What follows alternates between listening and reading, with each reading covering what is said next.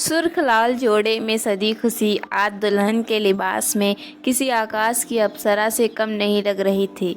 रमा जी अपनी बेटी को दुल्हन के जोड़े में देखकर बार बार बलाएं लिए जा रही थी कि तभी कमरे में रघुनाथ जी रमा जी को आवाज़ देते हुए आए। अरे रमा, तुम यहाँ हो? नीचे चलो, बाराती किसी भी समय पहुँचने वाले होंगे, चलो जल्दी करो।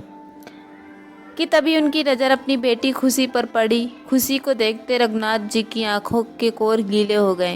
उन्होंने कहा, खुशी, एक तरफ तुझे मैं आज दुल्हन के जोड़े में देखकर जितना खुश हूँ, वहीं दूसरी तरफ मेरा मन दुखी भी हो रहा है, ये सोचकर कि आज के बाद तू पराई हो जाएगी।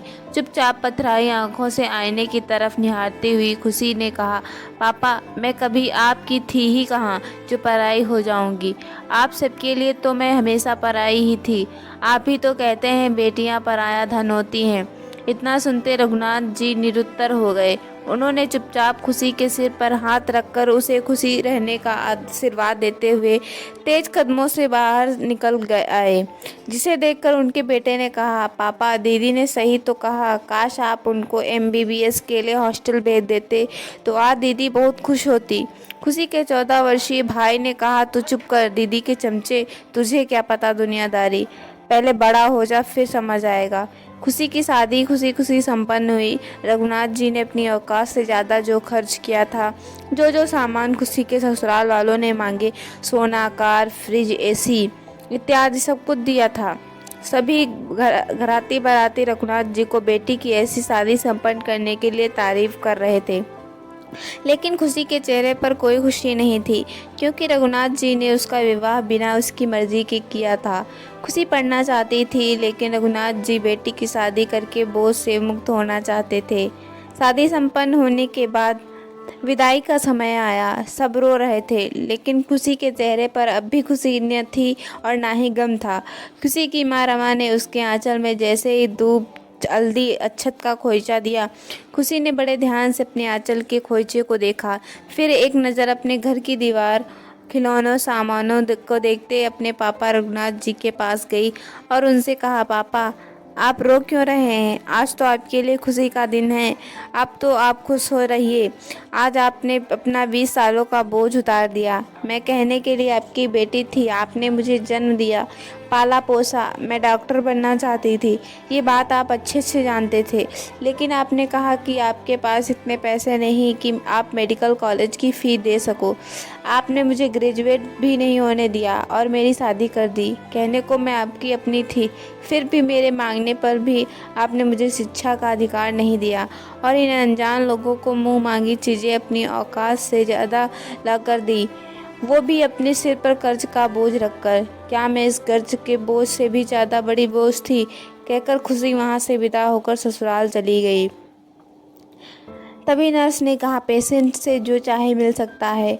रघुनाथ उठकर भागे हुए अंदर ICU में गए, जहां अपनी बेटी को ज़िंदगी मौत के बीच जूझते हुए देख वो उसका हाथ पकड़कर रोते हुए बोले, मुझे माफ़ कर दे बिटिया, मुझे नहीं पता था कि मैं अपनी बेटी का हाथ इन इंसानों के हाथों में नहीं, जल्लाद के हाथ में दे रहा हूँ। मैं तेरा दोषी हूँ, बस मुझे एक बार माफ़ कर दे बेटी।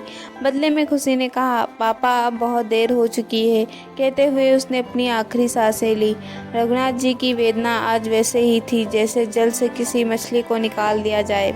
आज उनका मन वैसे ही तड़प रहा था। भीड़ से निकलकर उनके रिश्तेदार ने कहा, रघुनाथ भाई, रोना बंद कीजिए, खुशी के आखिरी विदाई का समय हो गया है, जल्दी कीजिए, अब होनी को कौन टाल सकता है।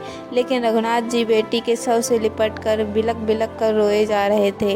उनके कानों में अपनी बेटी के कहे आखिरी शब्द गूंज रहे थे, जिसको सोच सोच कर पछतावे के शब्द उनके मुंह से निकल रहे थे।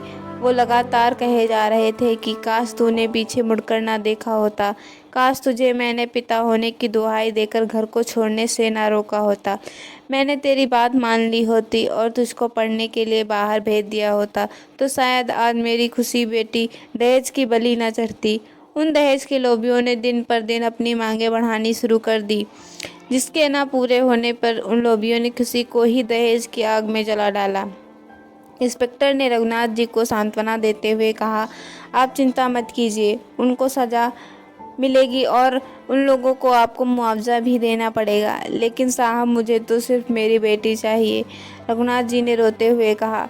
आज खुशी के पार्थिव शरीर को एक बार फिर लाल जोड़े में अपनी आखिरी विदाई पर खामोश थी, लेकिन बहुत से सवाल थे जो उसकी मृत शरीर पूछ रही थी कि आखिर इसका जिम्मेदार कौन कौन है।